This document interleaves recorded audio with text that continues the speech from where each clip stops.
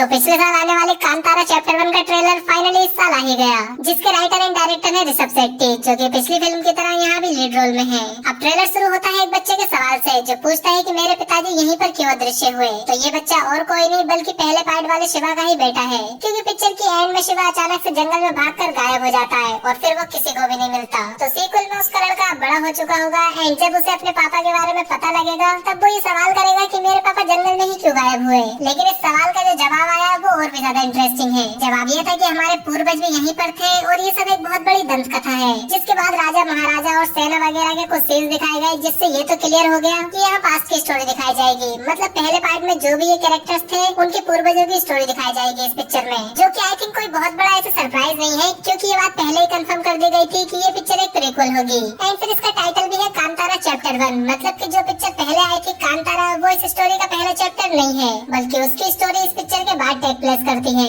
And जो इस story का पहला चैप्टर है जहाँ से ये सब शुरू हुआ, वही आई थिंक यहाँ हमें इस मूवी में दिखाया जाएगा। आगे एक और डायलॉग है कि जब भी पृथ्वी पर अधर्म बढ़ता है, ईश्वर धर्म की रक्षा के लिए अपने दूत पृथ्वी पर भेजते हैं। जो बात इस कांतारा के वर्ल्ड के हिसाब से बिल्कुल ठीक बैठती है, क्योंकि पहले पिक्चर की स्टोरी में गॉड्स एंड डेमिगॉड्स के अराउंड घूमती है, जहाँ एंड आते आते शिवा पोसेस भी हो जाता है, जिस वजह से इस पार्ट में भी गॉड्स एंड डेमिगॉड्स का बहुत ही ज्यादा इंपॉर्टेंट रोल होगा। लेकिन क्या यहाँ भी ऋषभ शेट्टी के कैरेक्टर को पोसेस किया जाएगा या फिर इस बार वो खुद ही एक डेमिगॉड बने हैं? क्योंकि यहाँ ट्रेलर में एक बच्चा है जिसको ईश्वर के भेजे हुए दूत की तरह दिखाया गया है, जो कि ऑब्वियसली ऋषभ शेट्टी के कैरेक्टर का बचपन होगा। तो हाँ, इस बात के चांसेस काफी ज्यादा है कि इस बार ऋषभ शेट्टी खुद ही एक डेमिगॉड बनेंगे। ट्रेलर की लास्ट में एक बार फिर उस बच्चे ने सवाल किया कि ईश्वर यहाँ आए थे क्या, जिसका जवाब आया कि केवल आए ही नहीं थे बल्कि यही है। जिसके बाद ऋषभ शेट्टी का वही त्रिशूल के साथ वाला सीन दिखाया गया, जो कि टीजर में भी दिखाया गया था। तो इस सीन के दो मतलब हो सकते हैं। पहला ये कि पिछले पार्ट की तरह यहाँ भी ऋषभ शेट्टी के कैरेक्टर को किसी गॉड या डेमिगॉड ने पोजेस कर लिया हो। एंड दूसरा जिसके होने के ज्यादा चांसेस है वो ये कि और कोई नहीं बल्कि लॉर्ड शिवा का कैरेक्टर है, क्योंकि यहाँ एक त्रिशूल भी है एंड चेहरे पर जैसा गुस्सा और लुक यहाँ दिखाया गया है वो देखकर साफ पता लग रहा है कि यहाँ ऋषभ शेट्टी लॉर्ड शिवा का कैरेक्टर प्ले कर रहे हैं, जो कि देखना काफी ज्यादा इंटरेस्टिंग होगा। अगर इस पिक्चर की मोटा मोटी स्टोरी की बात करें तो यहाँ एक राजा होगा जो कि कांतारा में रहने वाले लोगों को बहुत ज्यादा टॉर्चर करेगा, प्लस उनकी जमीन या अनाज में हिस्सा मिलेगा। तो कांतारा के लोग उससे फाइट बैक करने का ट्राई करेंगे एंड फिर लास्ट में जाकर एक बहुत तगड़ी बैटल होगी, जिसमें कांतारा के लोग हारने ही वाले होंगे कि तभी एंट्री होगी लॉर्ड शिवा की, जो इनकी हार को जीत में बदल देंगे। अब ऐसा मुझे लगता है, जरूरी नहीं कि पिक्चर में भी ऐसा ही हो, क्योंकि इसकी स्टोरी इतनी भी सिंपल नहीं होने वाली। काफी सारे टर्न्स एंड ट्विस्ट होंगे पिक्चर में। बाकी हाँ, एक बात मैं जरूर कहूंगा कि ट्रेलर को काफी बढ़िया तरीके से बनाया गया है, क्योंकि ये हाइप तो क्रिएट करता ही है लेकिन स्टोरी के बारे में भी ज्यादा कुछ रिवील नहीं करता।